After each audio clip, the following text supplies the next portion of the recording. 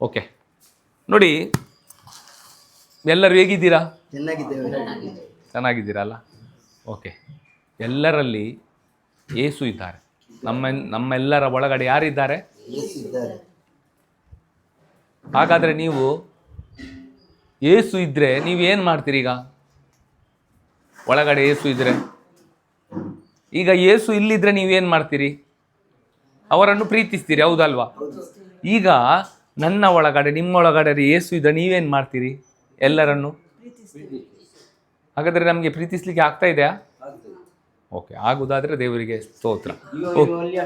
Okay, ಎಲ್ಲರನ್ನು ನಾವು ಪ್ರೀತಿಸಬೇಕು, ಯಾಕಂದರೆ ದೇವರು ನಮ್ಮ ಒಳಗಡೆ ಇದ್ದಾರೆ, ಆಯ್ತಾ? ಆದ್ದರಿಂದ ಸ್ವಲ್ಪ ದೇವರ ವಾಕ್ಯಗಳನ್ನು ನಾವು ಧ್ಯಾನಿಸಲಿಕ್ಕೆ ಹೋಗ್ತಾ ಇದ್ದೇವೆ. ನೋಡಿ, ನಾವು ಧರ್ಮೋಪದೇಶ ಕಾಂಡ 30ನೇ ಅಧ್ಯಾಯ ತೆಗೆದ್ರೆ, ಈ ಮೊನ್ನೆ ಗುರುವಾರದ ಚರ್ಚಿನ ಮೊದಲ ಫಸ್ಟ್ ರೀಡಿಂಗ್ ಏನಾಗಿತ್ತಂದರೆ, ಮೊದಲ ರೀಡಿಂಗ್ ಅಂದರೆ ದೇವರ ವಾಕ್ಯದ ಈ ಬೈಬಲ್ನ ವಾಕ್ಯಗಳು. ಅದರಲ್ಲಿ ಮೊದಲನೆಯ ಅಧ್ಯಾಯ ಅಲ್ಲಿ ಹೀಗೆತ್ತು. ಅಲ್ಲಿ 2 ಆದಿಗಳಿವೆ, 2 ದಾರಿಗಳು. ಏನಿದೆ? 2 ದಾರಿಗಳು. ಒಂದು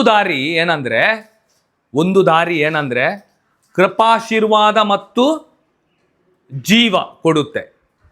ಒಂದು ದಾರಿ ಆಗಿದೆ ಕೃಪಾಶೀರ್ವಾದದ ದಾರಿ ಮತ್ತು ಜೀವದ ದಾರಿ. ಓಕೆ, ಇನ್ನೊಂದು ದಾರಿ ಇದೆ ಶಾಪ ಮತ್ತು ಮರಣದ ದಾರಿ, ಸಾವು. 2 ದಾರಿ ಇದೆ. ಒಂದು ದಾರಿ ಯಾವುದು? ಕೃಪಾಶೀರ್ವಾದ ಮತ್ತು ಕೃಪೆ ಆಶೀರ್ವಾದ, ಆಯ್ತಾ? ಈ ಲೋಕದ ಆಶೀರ್ವಾದ ಅಲ್ಲ, ಕೃಪಾಶೀರ್ವಾದ.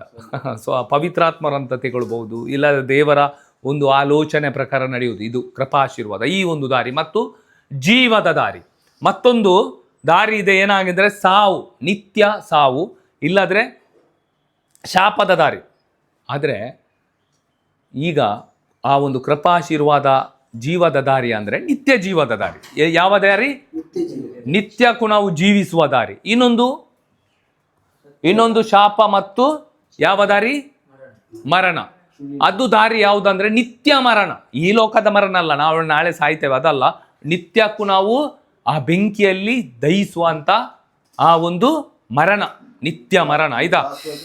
ಓಕೆ, ಇಲ್ಲಿ ನಾವು 2 ದಾರಿ ನೋಡಿದ್ದೇವೆ. ಈಗ ಕ್ವಶ್ಚನ್ ಏನಂದ್ರೆ, ನಾನು ಮತ್ತೆ ನೀವು ಯಾವ ದಾರಿಯಲ್ಲಿ ಇದ್ದೇವೆ? ನಾವು ಯಾವ ದಾರಿಯಲ್ಲಿದ್ದೇವೆ? ಈಗ ನಾವು ಹೇಳುವುದು ಬೇಡ, ನಾನು ಪ್ರಾರ್ಥನೆ ಮಾಡ್ತಾ ಇದ್ದೇನೆ, ಈ ಒಂದು ಆಧಾರದಿಂದ ನಾವು ಹೇಳ್ತೇವೆ ನಾನು ಜೀವದ ದಾರಿಯಲ್ಲಿದ್ದೇನೆ, ನಾನು ಒಂದು ಕೃಪಾಶೀರ್ವಾದ ದಾರಿಯಲ್ಲಿದ್ದೇನೆ ಅಂತ ಹೇಳಿದ್ರೆ ಅವನಷ್ಟು ಮುಟ್ಟಾಳ ಈ ಲೋಕದಲ್ಲಿ ಯಾರೂ ಇಲ್ಲ. ಒಬ್ಬ ಕೃಪಾಶೀರ್ವಾದ ಮತ್ತು ಜೀವದ ದಾರಿ ಅಂದ್ರೆ ನಾವು ಈಗ ಹೇಳ್ತೇವೆ ಅಂದ್ರೆ ಈ ದಾರಿಯಲ್ಲಿ ನಾವು ಹೀಗೆ ಇದ್ದೇವೆ ಅಂತ ಹೇಗೆ ಹೇಳ್ತೇವೆ? ಕೆಲವರು ಹೇಳ್ಬಹುದು, ನಾನು ಬೆಳಿಗ್ಗೆ ಪ್ರಾರ್ಥನೆ ಮಾಡ್ತೇನೆ ಬ್ರದರ್, ನಾನು ಹಲ್ಲೆಲೂಯಾ ಹೇಳ್ತೇನೆ ಬ್ರದರ್, ನಾನು ಬೈಬಲ್ ಓದ್ತೇನೆ ಬ್ರದರ್, ಆದ್ದರಿಂದ ನಾನು ಈ ಜೀವದ ದಾರಿಯಲ್ಲಿ ಇದ್ದೇನೆ ಅಂತ ಹೇಳಿದ್ರೆ ಅದು ನಮ್ಮ ನಿಜವಾದ ಒಂದು ಮುಟ್ಟಾಳತನ. ಆದರೆ ಈಗ ಕ್ವಶ್ಚನ್ ನಾನು ಕೇಳುವುದು, ನಾವು ಯಾವ ದಾರಿಯಲ್ಲಿದ್ದೇವೆ? ಮರಣದ ದಾರಿಯಲ್ಲಿದ್ದೇವಾ? ನಿತ್ಯ ಮರಣದ ದಾರಿಯಲ್ಲಿದ್ದೇವಾ? ಅಥವಾ ನಿತ್ಯ ಜೀವದ ದಾರಿಯಲ್ಲಿದ್ದೇವಾ? ದೇವರ ವಾಕ್ಯದ ಆಧಾರದ ಮೇಲೆ ನಾವು ನೋಡುವಾಗ ನಾವು ಎಲ್ಲರೂ ಅಂದ್ರೆ ಹೆಚ್ಚಿನವರು ಆಯ್ತಾ, ಎಲ್ಲರೂ ನೋಡುವಾಗ ಎಲ್ಲರೂ ನಿತ್ಯ ಮರಣದ ದಾರಿಯಲ್ಲಿದ್ದೇವೆ. ಯಾವ ದಾರಿಯಲ್ಲಿದ್ದೇವೆ? ನಿತ್ಯ ಮರಣದ ದಾರಿಯಲ್ಲಿದ್ದೇವೆ. ಹಾಗಾದ್ರೆ ಈ ಒಂದು ಸಮಯದಲ್ಲಿ ನಾವೆಲ್ಲ ನಾಶವಾಗ್ಲಿಕ್ಕೆ ಹೋಗ್ತಾ ಇದ್ದೇವೆ, ನಾಶನದ ದಾರಿಯಲ್ಲಿದ್ದೇವೆ. ದೇವರು ನಮ್ಮನ್ನು ಸೃಷ್ಟಿಸಿದ್ದು ನಾವೆಲ್ಲರೂ ನಾಶ ಆಗ್ಬೇಕಂತಾನ? ಆದ್ರೆ ಯಾಕೆ ನಾವು ಆ ದಾರಿಯಲ್ಲಿ ಹೋಗ್ತಾ ಇದ್ದೇವೆ?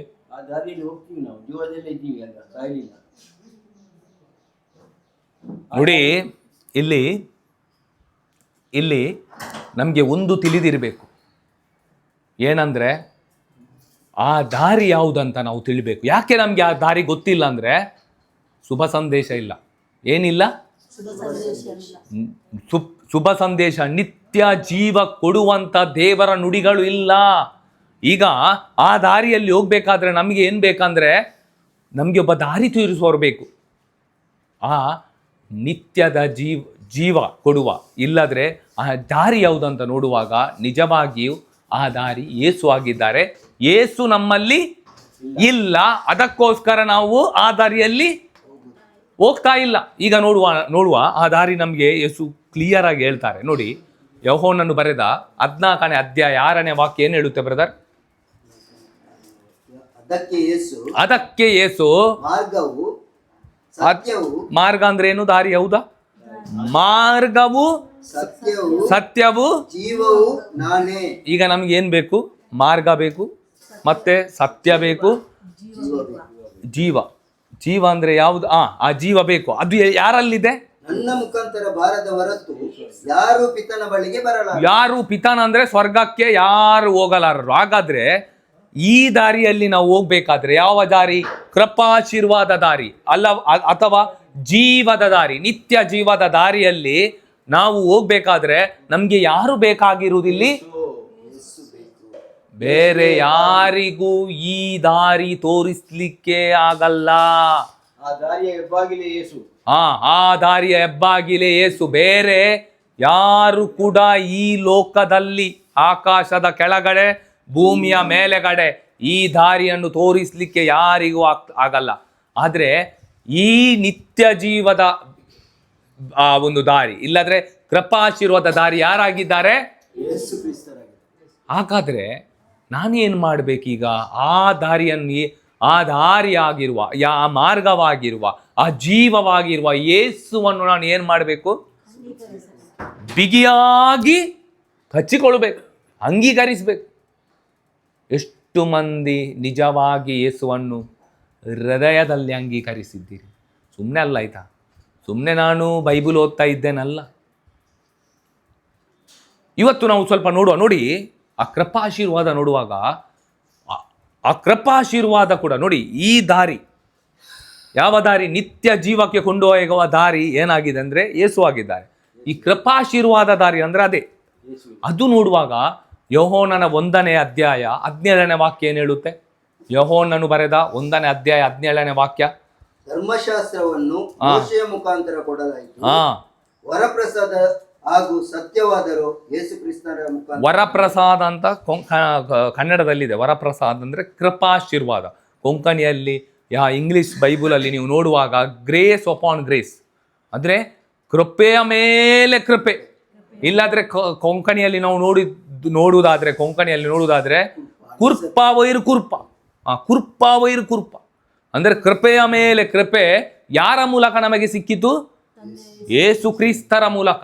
ಆದ್ದರಿಂದ ಈ ಕೃಪಾಶೀರ್ವಾದ ಯಾರಲ್ಲಿದೆ? ಈ ಕೃಪೆ ನಮಗೆ ಬೇಕು. ಕೃಪೆಯಿಂದ ಮಾತ್ರ ಹೀಗಾಗುವುದು. ಈ ಕೃಪೆ ಎಲ್ಲಿದೆ? ಯೇಸುವಿನಲ್ಲಿದೆ. ಈ ಜೀವ ಎಲ್ಲಿದೆ? ಈಗ ನಾವು ಹೇಳ್ತೇವೆ, ಬ್ರದರ್ ನಾನು ಚರ್ಚಿಗೆ ಹೋಗ್ತಾ ಇದ್ದೇನೆ, ನಾನು ಪ್ರಾರ್ಥನೆ ಮಾಡ್ತಾ ಇದ್ದೇನೆ, ಆದ್ದರಿಂದ ನಾನು ಈ ಜೀವದ ಅಂದರೆ ಈ ಮಾರ್ಗದಲ್ಲಿ ನಾವಿದ್ದೇವೆ ಅಂತ ಹೇಳ್ತೇವೆ. ಇದೊಂದು ದೊಡ್ಡ ಸುಳ್ಳು ಆಯ್ತಾ?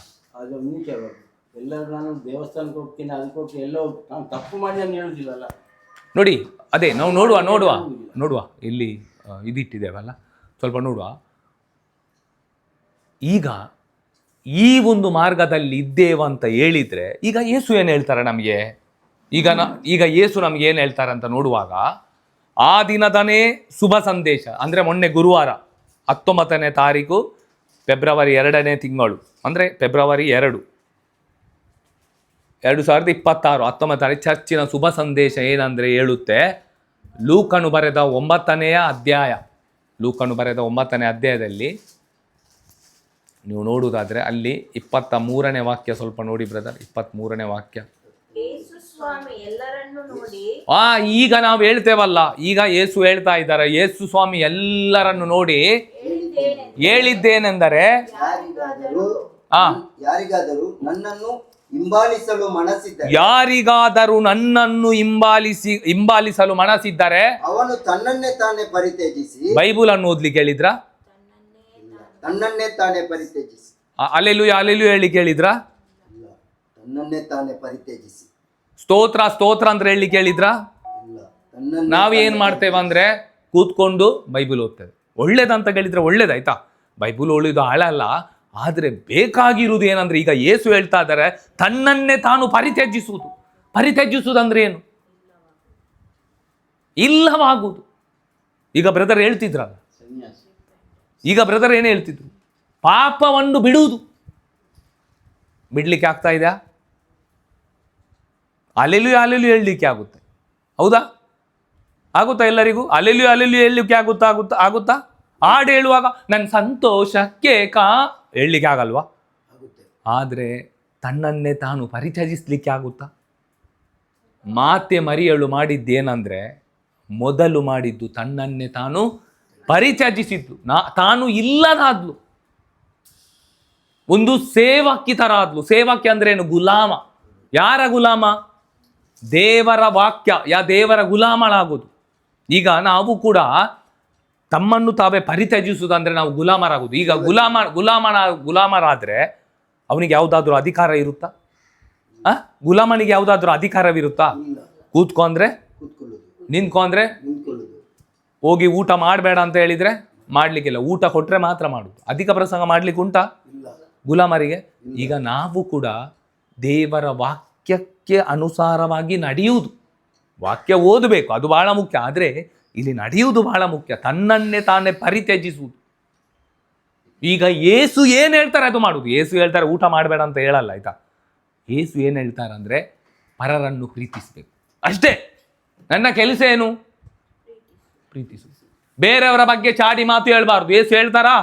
ಇದು ನಾನು ಮಾಡಬೇಕು. ಒಂದು ವೇಳೆ ನಾನು ಬೇರೆಯವರ ಬಗ್ಗೆ ಚಾಡಿ ಮಾತು ಮಾತಾಡ್ತೇನೆ ಆದ್ರೆ ನಾನು ಆ ಒಂದು ದಾರಿಯಲ್ಲಿ ಇಲ್ಲ. ಯಾವ ದಾರಿಯಲ್ಲಿಲ್ಲ? ಯೇಸುವಿನ ದಾರಿಯಲ್ಲಿಲ್ಲ, ಕೃಪಾಶೀರ್ವಾದ ದಾರಿಯಲ್ಲಿಲ್ಲ, ನಿತ್ಯ ಜೀವದ ದಾರಿಯಲ್ಲಿಲ್ಲ. ಒಂದು ವೇಳೆ ನಾನು ಕೂತ್ಕೊಂಡು ಇನ್ನೂ ಕೂಡ ಬೇಡವಾದ ವ್ಯಭಿಚಾರ ಮಾಡ್ತೇನೆ ಆದ್ರೆ, ಇನ್ನೂ ಕೂಡ ಲೋಕದ ಹಣದ ಆಸೆ ನನ್ನಲ್ಲಿದ್ರೆ, ಲೋಕದ ಹಣದ ಆಸೆ ಇದು ನಮ್ಮನ್ನು ಏನ್ ಮಾಡುತ್ತಂದ್ರೆ ಕೃಪಾಶೀರ್ವಾದ ಮತ್ತು ದೇವರ ಆ ಒಂದು ಜೀವದಿಂದ, ಅಂದ್ರೆ ಕ್ರಿಸ್ತ ಯೇಸುವಿನ ನಿತ್ಯ ಜೀವದಿಂದ ನಮ್ಮನ್ನು ಬೇರ್ಪಡಿಸುತ್ತೆ. ಇನ್ನು ಕೂಡ ನೋಡಿ, ಅನೇಕರಿಗೆ ನಾನು ಹೇಳ್ತೇನೆ, ಒಂದು ವೇಳೆ ನಮ್ಮಲ್ಲಿ ಕ್ರಿಸ್ತ ಯೇಸುವಿನ ಮನೋಭಾವ ಇಲ್ಲದಿದ್ರೆ, ಕ್ರಿಸ್ತ ಯೇಸುವಿನ ಮನೋಭಾವ ಏನೋ ಗೊತ್ತುಂಟಾ? ಏನು? ಈ ಕೆನ್ನೆಗೆ ಹೊಡೆದ್ರೆ ಅವರು ಏನು ತೋರಿಸಿದ್ರು? ಈ ಕೆನ್ನೆ ತೋರಿಸಿ. ಇದು ಕ್ರಿಸ್ತ ಯೇಸುವಿನ ಮನೋಭಾವ. ನಮಗೆ ಈ ಒಂದು ಮನೋಭಾವದಿಂದ ಜೀವಿಸಲಿಕ್ಕೆ ಆಗುತ್ತಾ? ಇದು ಪರಿತ್ಯಜಿಸುವುದು, ನೆರೆಯವರನ್ನು ಪ್ರೀತಿಸುವುದು. ಯಾರು ನಮ್ಮನ್ನು ಶಪಿಸಿದ್ದಾರೆ ಅವರನ್ನು ನಾವು ಏನು ಮಾಡುವುದು? ಆಶೀರ್ವಾದಿಸುವುದು. ಆಗುತ್ತಾ? ನೀನು ಸತ್ತು ಹೋಗ್ತೀಯ ಅಂತ ಹೇಳಿದ್ರೆ ನಮಗೆ ದೇವರಿಗೆ ಎಡ್ಡೆ ಮಲ್ಪ ಥ್ಯಾಂಕ್ಸ್ ಆಮೇಲೆ ಖಾಲಿ ಮುಂದೆ ಅಲ್ಲ, ಕೂತ್ಕೊಂಡು ಅವರಿಗೋಸ್ಕರ ಪ್ರಾರ್ಥನೆ ಮಾಡಲಿಕ್ಕೆ ಆಗುತ್ತಾ? ನಿನ್ನೆ ಒಂದು ನೋಡಿದೆ, ಆಯ್ತಾ? ಟಿವಿಯಲ್ಲಿ ತುಂಬ ಬರ್ತಿತ್ತು. ಇನ್ನೊಂದು ನನಗೆ ನಗು ಬರ್ತಿತ್ತು ನೋಡಿ, ದೇವರು ನಮಗೇನೆ ಅಂತ ಕೊಟ್ಟಾದ ಅಂತದ್ದು. ಒಬ್ಬರು ಮಹಿಳೆ ದೇವಸ್ಥಾನಕ್ಕೆ ಹೋದ್ರು. ದೇವಸ್ಥಾನಕ್ಕೆ ಹೋಗಿ 100 ರೂಪಾಯಿ ಹಾಕಿದ್ರು. 100 ರೂಪಾಯಿ ಹಾಕಿ ಆ ಚೀಟಿ ಒಳಗಡೆ ಇನ್ನೊಂದು ಸಲ ನಾನು ಬರುವಾಗ ನನ್ನದೊಂದು ಹರಕೆ ಇದೆ, ಅದನ್ನು ಪರಿಪೂರ್ತಿಸಿ. ಏನಂತ? ನನ್ನ ಅತ್ತೆ ಇದ್ದಾರೆ, ಅವರು ಇನ್ನೊಮ್ಮೆ ನಾನು ಇಲ್ಲಿ ಬರುವಾಗ ಅವರು ಸತ್ತೋಗ್ಬೇಕಂತ. ಹೌದು, ನಿನ್ನೆ ನ್ಯೂಸಲ್ಲೆಲ್ಲ ಬಂದಿದೆ, ತುಂಬ ಹೋರಾಡ್ತಾ ಇದೆ. ಅತ್ತೆ ನೆಕ್ಸ್ಟ್ ಪ್ರಾರ್ಥನೆಗೆ ನಾನು ಇಲ್ಲಿ ಬರುವಾಗ ದೇವಸ್ಥಾನಕ್ಕೆ ಅವರು ಪರಿತ್ಯಜಿಸುವುದು. ನಿನ್ನ ನೆರೆಯವರನ್ನು ಪ್ರೀತಿಸ್ಲಿಕ್ಕೆ ಆಗ್ಬೇಕು, ನಿನ್ನನ್ನು ಶಪಿಸುವವರನ್ನು ಆಶೀರ್ವಾದಿಸ್ಲಿಕ್ಕೆ ಆಗ್ಬೇಕು. ಎಲ್ಲಿ ಅಶಾಂತಿಯನ್ನುಂಟು ಮಾಡ್ತಾರೆ ಅಲ್ಲಿ ನೀನು ಹೋಗಿ ಶಾಂತಿಯನ್ನುಂಟು ಮಾಡುವ ಒಂದು ದೇವರ ಸಾಧನವಾಗಬೇಕು. ಇದು ನಮಗೆ ಆಗುತ್ತಾ? ಅನೇಕ ಸ್ಥಳಗಳಲ್ಲಿ ದೇವರ ಮಗನಾಗಿ ಬೆಳಕು ತೋರಿಸುವ ನಾನು ಮತ್ತು ನೀವು ಮಕ್ಕಳಾಗಬೇಕು. ನಿಜವಾಗಿಯೂ ಯೇಸು ಏನಾಗಿದ್ದಾರೆ? ಬೆಳಕಾಗಿದ್ದಾರೆ. ಯೇಸು ಏನಾಗಿದ್ದಾರೆ? ರುಚಿ ಕೊಡುವ ಉಪ್ಪಾಗಿದ್ದಾರೆ. ನಮಗೆ ಬೆಳಕಾಗಲಿಕ್ಕೆ ಆಗುತ್ತಾ? ನಮ್ಮ ಮನೆಯಲ್ಲಿ ಬೆಳಕಾಗಲಿಕ್ಕೆ ಆಗುತ್ತಾ ನಮಗೆ? ಹಾಗಾದ್ರೆ ನಾವು ಯಾವ ದಾರಿಯಲ್ಲಿದ್ದೇವೆ? ನಾನು ನೋಡುವಾಗ ಶುಭ ಸಂದೇಶ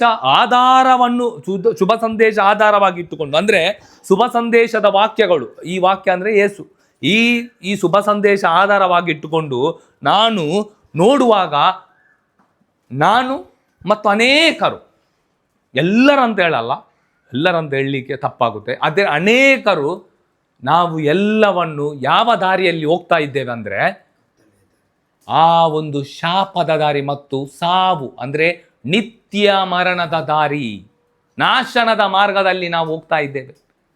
ಆದರೆ ಚರ್ಚಿಗೆ ಹೋಗ್ತೇವಾ, ಪ್ರಾರ್ಥನೆ ಮಾಡ್ತೇವಾ, ಎಲ್ಲ ಮಾಡಿ ಕೂಡ ಈ ದಾರಿಯಲ್ಲಿ ಹೋಗ್ತಾ ಇದ್ದೇವಂತ ನಮಗೆ ಗೊತ್ತೇ ಇಲ್ಲ.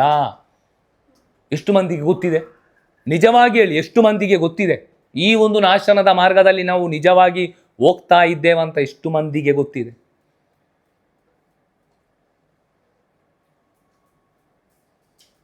ಆದರೆ ಸಾಂಪ್ರದಾಯ ಪ್ರಾರ್ಥನೆ ಎಲ್ಲ ಕರೆಕ್ಟ್ ಮಾಡ್ತೇವೆ ಅಲ್ಲ. ಇವತ್ತು ನೀವು ನಿಮಗೆ ಕೇಳಿ, ಅಂದರೆ ನಾನೀಗ ನಿತ್ಯ ಮರಣಕ್ಕೆ ಅಂದರೆ ಸೈತಾನನ ಆ ನಿತ್ಯ ಮರಣದ ಅಧಿಕಾರಿ ಯಾರು ಅಂದರೆ ಸೈತಾನ. ಯಾರು?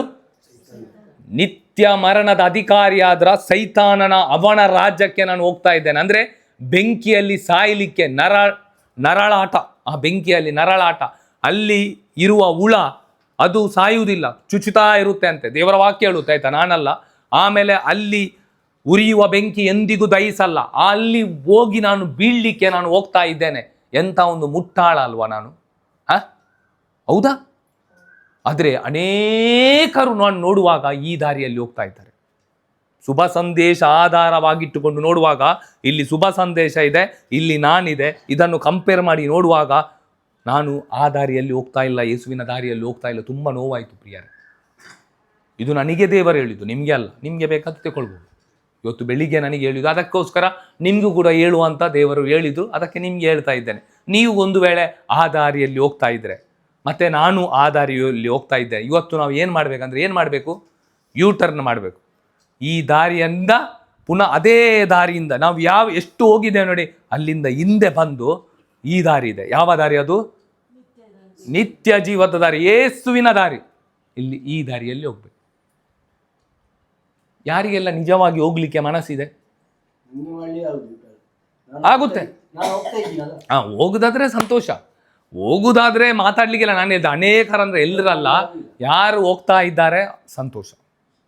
ಆದರೆ ಯಾರು ಹೋಗಲ್ಲ ಅವರು ಯೂಟರ್ನ್ ಮಾಡಬೇಕು. ಒಂದು ವೇಳೆ ಹೋಗುವವರು ಅವರಿಗೊಂದು ವಾಕ್ಯ ಹೇಳುವ, ಒಂದು ವೇಳೆ ಆ ದಾರಿಯಲ್ಲಿ ಹೋಗುವವರಿಗೆ ಕೂಡ ಹೇಳಬೇಕು. 1 ಕೊರಿಂಥಿ 10ನೇ ಅಧ್ಯಾಯ 10ನೇ ವಾಕ್ಯ. 1 ಕೊರಿಂಥಿ 10ನೇ ಅಧ್ಯಾಯ 10ನೇ ವಾಕ್ಯ. ಅಲ್ಲ 12ನೇ ವಾಕ್ಯ ಓದಿ ಬ್ರದರ್. 1 ಕೊರಿಂಥಿ 10ನೇ ಅಧ್ಯಾಯ 12ನೇ ವಾಕ್ಯ. ಓಕೆ. ಆದ ಕಾರಣ ಸ್ಥಿರವಾಗಿ ನಿಂತಿರುವೆನೆಂದು, ಅಂದ್ರೆ ಆ ದಾರಿಯಲ್ಲಿ ಹೋಗುತ್ತಾ ಇದ್ದೇನೆ ಎಂದು, ನಿಂತಿರುವವನೆಂದು ಕೊಚ್ಚಿಕೊಳ್ಳುವವನೇ, ಆದ ಕಾರಣ ಸ್ಥಿರವಾಗಿ ನಿಂತಿರುವೆನೆಂದು ಕೊಚ್ಚಿಕೊಳ್ಳುವವನೇ ಕುಸಿದು ಬೀಳದಂತೆ ಎಚ್ಚರಿಕೆಯಿಂದಿರು. ಕುಸಿದು ಬೀಳದಂತೆ ಎಚ್ಚರಿಕೆ ವಹಿಸ್ಬೇಕು. ಈಗ ನೀನು ಒಂದು ವೇಳೆ ಆ ದಾರಿಯಲ್ಲಿ ಹೋಗ್ತಾ ಇದ್ದೆ, ದೇವರಿಗೆ ಸ್ತೋತ್ರ. ಆದ್ರೆ ನೀನು ಎಚ್ಚರಿಕೆ ವಹಿಸ್ಬೇಕು. ಏನು? ಕುಸಿದು ಬೀಳದಂತೆ, ಹಿಂತಿರುಗಿ ನೋಡ್ಬಾರ್ದು. ಅರ್ಥ ಆಯ್ತಲ್ಲ? ಒಂದು ವೇಳೆ ಆ ದಾರಿಯಲ್ಲಿ ಹೋಗ್ತಾ ಇದ್ರೆ ಸ್ತೋತ್ರ, ಆದ್ರೆ ನೀನು ಕುಸಿದು ಬೀಳದಂತೆ, ಅಲ್ಲೇ ಕುಸಿದು ಬೀಳದಂತೆ. ಮತ್ತೆ ಏನ್ ಮಾಡ್ತಾರೆ? ಕುಸಿದು ಬಿದ್ರೆ ಮತ್ತೆ ಹಿಂದೆ ತರ್ತಾರೆ, ಹೌದಲ್ವಾ? ಆದ್ರಿಂದ ಈ ಒಂದು ನೇಗಿಲಿಗೆ ಕೈ ಹಾಕಿ ಹಿಂದೆ ತಿರುಗುವವನು ದೇವರ ರಾಜ್ಯಕ್ಕೆ ಯೋಗ್ಯನಲ್ಲ, ಆಯ್ತಾ? ಕೆಲವರು ಅನೇಕರು ನೇಗಿಲಿಗೆ ಕೈ ಇಟ್ಟಿದ್ದಾರೆ, ನೇಗಿಲಿಗೆ ಕೈ ಇಟ್ಟು ಮತ್ತೆ ಹಿಂದೆ ನೋಡ್ತಾರೆ, ಇದು ತುಂಬ ಕಷ್ಟ ಇದೆ, ಈ ಕೆಲಸ ಆಗಲ್ಲ, ಅವನಿಗೆ ದೇವರ ಸಾಮ್ರಾಜ್ಯ ಇಲ್ಲ.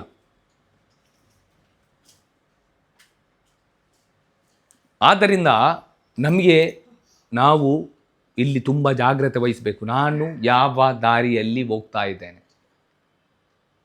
ಆದರೆ ಆ ದಾರಿ ಜೀವದ ದಾರಿಯಾಗಿದ್ದಾರೆ ಕ್ರಿಸ್ತ ಯೇಸು ಮಾತ್ರ. ಯಾರು? ಕ್ರಿಸ್ತ ಯೇಸು ಆಗಿದ್ದಾರೆ. ನೋಡಿ, ಈ ಯೇಸುವನ್ನು ನಮಗೆ ನೆನಪಲ್ಲಿಡಬೇಕು. ಒಂದು ಬಹಳ ಮುಖ್ಯ ಏನಂದ್ರೆ, ಈ ಯೇಸುವಿನ ದಾರಿಯಲ್ಲಿ ಹೋಗುವವರು ಬೇರೆ ದಾರಿ ಯಾವುದನ್ನು ಆಚೆಚೆ ನೋಡಲ್ಲ. ನೋಡ್ತಾರಾ? ನಮಗೆ ಬೆಸ್ಟ್ ಎಕ್ಸಾಂಪಲ್ ಯಾರಂದ್ರೆ ದಾವೀದ. ಯಾರು? ಅವನು ಏನು ಮಾಡ್ತಾನಂದ್ರೆ, ಅವನೊಂದು ಹೇಳುವ ಮಾತುಗಳು, ಕೀರ್ತನೆಗಳು 119 72ನೇ ವಾಕ್ಯ ಹೇಳುತ್ತೆ. ಕೀರ್ತನೆಗಳು 119ನೇ ಅಧ್ಯಾಯ